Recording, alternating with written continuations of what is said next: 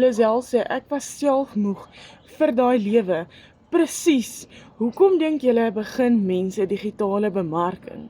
Want hulle is moeg om vasgevang te wees in dieselfde omstandighede daagliks. Hulle is moeg om 'n calculator winkel toe te vat.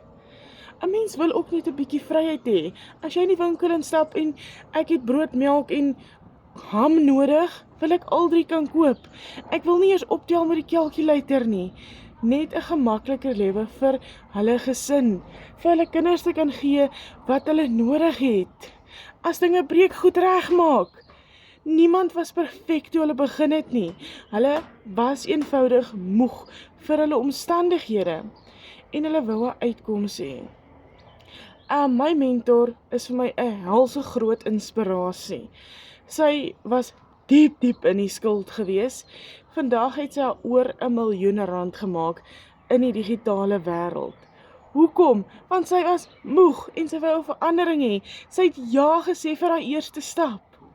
As jy ook moeg is vir die ou lewe, vir die sukkel, sê ek vandag vir jou, jy is op die regte plek. Skryf net regte plekkie onder. Ek deel die plan met jou wat soveel mense se finansiële lewens verander het.